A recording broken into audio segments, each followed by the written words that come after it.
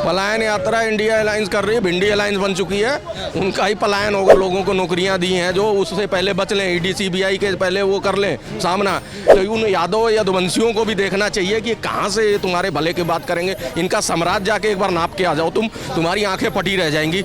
एक बार सुनने लायक भाषण नहीं, वही रटाया आप डॉक्टर हो, आप सर्जन हो, आप कंपाउंडर हो, आप नहीं हो। अरे भैया आप ये क्या बताना चाहते हो, कुछ समझ ही नहीं आता। जनता किस तरह से रिलेट करेगी। सरकार उन्हीं की बनती है, मुख्यमंत्री 18 साल से वही है, 9 बार शपथ ले चुके हैं। तुम 9वीं पास नहीं हो, वो 9 बार मुख्यमंत्री बनते। नीतीश बाबू हैं तब जाके वहाँ की व्यवस्था सुधरी है। अगर यही इनके पिताजी थे और इनकी माताजी थी, अगर ये हो जाते तो बेड़ा गर्गी था, लालटेनी राज रहता। आज लाइट में नहीं आ पाते। नमस्कार, मैं शिवम चौबे और आप देख रहे हैं सौगंध टीवी। बिहार चुनाव का बिगुल बज चुका है, तैयारियां जोरों शोरों पर है। एक तरफ पलायन रोको यात्रा राहुल गांधी कर रहे हैं कन्हैया कुमार के साथ, तो कहीं ना कहीं तेजस्वी यादव भी आक्रामक रूप में है, वक्फ बोर्ड को लेकर बयानबाजी कर रहे हैं और एनडीए अलायंस पर भी बात चल रही है। जिस तरीके से नीतीश बाबू ने समर्थन किया है भारत सरकार का वक्फ अमेंडमेंट बिल के अंदर, उस तरीके से माना जा रहा है कि बिहार चुनाव तो साथ मिलकर लड़ेगा। क्या लगता है बिहार चुनाव का परिणाम किस तरीके से देख रहे हैं? एनडीए अलायंस सरकार बना रही है, इंडिया अलायंस पलायन रोको यात्रा सफल पूर्वक कर पाएगा और सरकार बना पाएगा?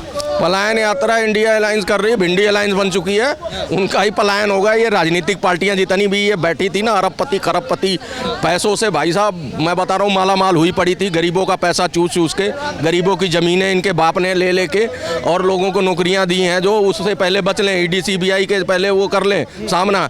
ये चले हैं चुनाव लड़ने। इनको एक बात बताओ, तुम्हारे पिताजी ने क्या ऐसा फैक्ट्री है, ऐसा क्या रोजगार था, क्या वो बहुत बड़ा बिजनेसमैन थे या बहुत बड़े खेतीहर थे कि जो इतना साम्राज्य बना लिया, यहाँ से लेके दिल्ली हर जगह जगह फ्लैट, और बाहर विदेश में भी तुम्हारे पास हो गया साम्राज्य। कहाँ से आया बता दो ना जनता को कि ये पैसा तुम्हारा ही चूसा मैंने, अब दोबारा तुम फिर बुलाओ तो हमने और भी अब साम्राज्य बढ़ाना है। इसलिए जनता को देखना चाहिए कि बताओ ये गरीब का मसीहा बनता है पीडीए और ये वो बना के कि ऐसा है जी पिछड़े वाईएम का वो समीकरण कि मुसलमान यादव का। तो उन यादव यदुवंशियों को भी देखना चाहिए कि कहाँ से तुम्हारे भले की बात करेंगे। इनका साम्राज्य जाके एक बार नाप के आ जाओ, तुम्हारी आंखें फटी रह जाएंगी। ये लोगों ने सिर्फ अपना दायरा बढ़ाया, अपने परिवार बढ़ाए हैं और अपने परिवारों को समृद्ध किया है। किसी गरीब जनता के लिए एक काम नहीं किया इन्होंने। तो किस बेस पे वोट मांगते हैं और वो जनता देती है। जातिवादी में बट के तुम लोग ऐसे ही करते रहे तो आज भी देख लो यूपी को बाबा 8 साल से संभाल रहे हैं, दूसरे नंबर की इकोनॉमी हो गई गुजरात को पछाड़ के।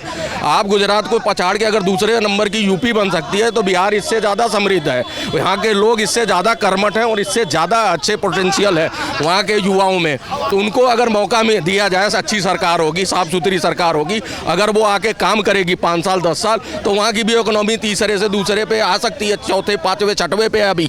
नीतीश बाबू भी तो लगातार मुख्यमंत्री बने रहे हैं, तो क्यों अब तक बिहार के लोग, जैसे आपने बताया, कर्मठ है। मैं तो मानता हूँ बिहार के लोग देश में क्या दुनिया में हर जगह पाए जाएंगे, पर आज भी वो दुनिया की हर जगह में पाए जा रहे हैं पर बिहार में नहीं पाए जा रहे। रोजगार क्यों नहीं मिल रहा? ये तो कह रहा हूँ, वहाँ से पलायन वहाँ का युवा कर रहा है। ये पलायन यात्रा निकाल रहा है, ये क्या नाम है, कन्हैया कुमार।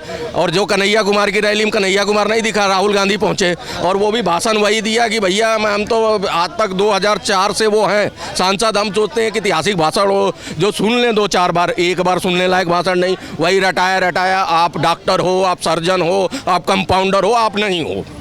अरे भैया आप ये क्या बताना चाहते हो, कुछ समझ ही नहीं आता। जनता किस तरह से रिलेट करेगी, कनेक्ट ही नहीं कर पा रही है। तुम्हें इतने सालों से धक्के खा रहे हो, रीलॉन्चिंग चले जा रही है। वैसे ही उनके बेटे का हाल है, वो ले दे के किसी तरह उप मुख्यमंत्री, वो भी नीतीश बाबू का वो था कि भैया लेके उप मुख्यमंत्री बन गए वो।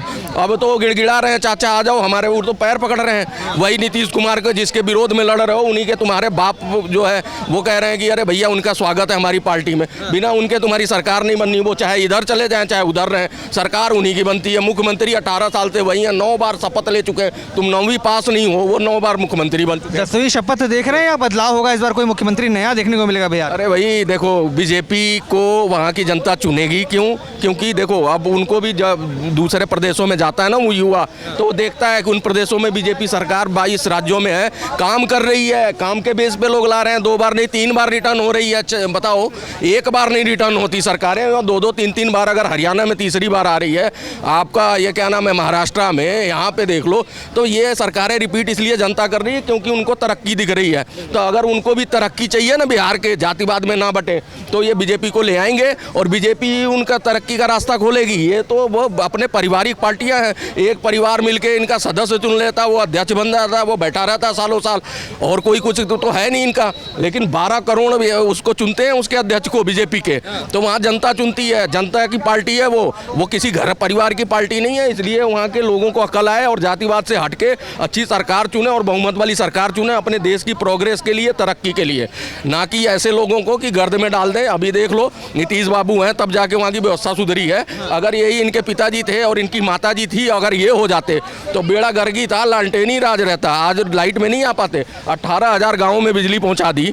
यहाँ गाँव में बिजली नहीं थी, रोड नहीं थे, आज गाँव में रोड बन गए, हाईवे बन गए। आज बिहार में आप शाम को उतर के बेधड़क होकर रात को घूम सकते हो, नहीं तो 5 बजे के बाद बिहार का बिहारी यहाँ से कमा के जाता था, छीन लिया जाता था।